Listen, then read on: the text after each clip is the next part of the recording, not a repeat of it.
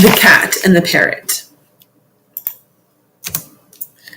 Once there was a cat and a parrot, and they agreed to ask each other to dinner, turn and turn about. First the cat would ask the parrot, then the parrot would invite the cat, and so on. It was the cat's turn first.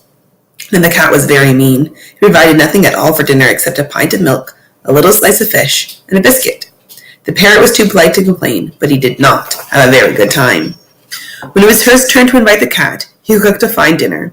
He had a roast of meat, a pot of tea, a basket of fruit, and best of all, he baked a whole cloth's basketful of little cakes.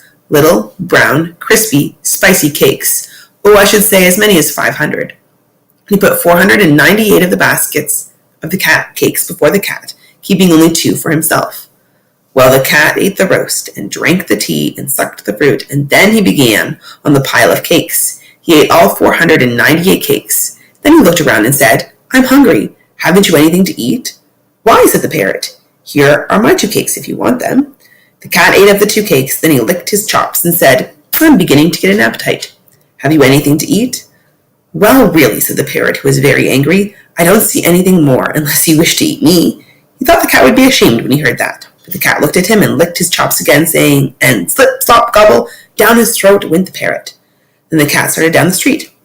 An old woman was standing by, and she had seen the whole thing, and she was shocked that the cat should eat his friend. "Why, cat," she said, "how dreadful of you to eat your friend the parrot." "Parrot indeed," said the cat. "What's a parrot to me? I've a great mind to eat you too." And before you could say Jack Robinson, slip, slop, gobble, down went the old woman. Then the cat started down the road again, walking like this, because he felt so fine. Pretty soon he met a man driving a donkey. The man was beating the donkey to hurry him up, and when he saw the cat, he said, "Get out of my way, cat, I'm in a hurry, and my donkey might tread on you." "Donkey indeed," said the cat.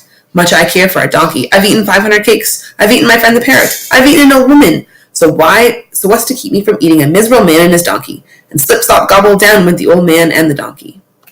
Then the cat walked on down the road jauntily, like this.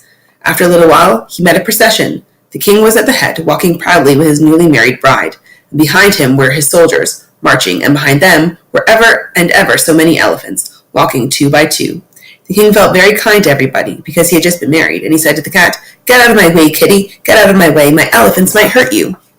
"Hurt me," said the cat, shaking his fat sides. "Ho, ho, I've eaten 500 cakes. I've eaten my friend the parrot. I've eaten an old woman. I've eaten a man and a donkey. So what's to keep me from eating a beggarly king?" And slip, slop, gobble, down went the king. Down went the queen, down went the soldiers, and down went all the elephants. Then the cat went on, more slowly. He had really had enough to eat now, but a little farther on, he met 2 land crabs scuttling along in the dust. "Get out of my way, kitty," they squeaked. "Ho, ho, ho," cried the cat in a terrible voice. "I've eaten 500 cakes. I've eaten my friend the parrot. I've eaten an old woman, a man with a donkey, a king, his queen, his men-at-arms, and all of his elephants, and now I'll eat you too." And slip, slop, gobble, down went the 2 land crabs. When the land crabs got out down inside, they began to look around. It was very dark, but they could see the poor king sitting in a corner with his bride on his arm. She had fainted. Near them were his men-at-arms, treading on one another's toes, and the elephants still trying to form in twos, but they couldn't because there wasn't room. In the opposite corner sat the old woman, and near her stood the man with his donkey. But in the other corner was a great pile of cakes, and the parrot perched on them, his feathers all drooping. "Let's get to work," said the land crabs, and snip, snap, snip, snap, they began to make a little hole in the side with their sharp claws. Snip, snap, snip, snap, till it was big enough to get through. Then out they scuttled. Then out walked the king carrying his bride. Out marched his men-at-arms. Out trampled the elephants 2 by 2. Out came the old man beating his donkey. Out walked the old woman scolding the cat.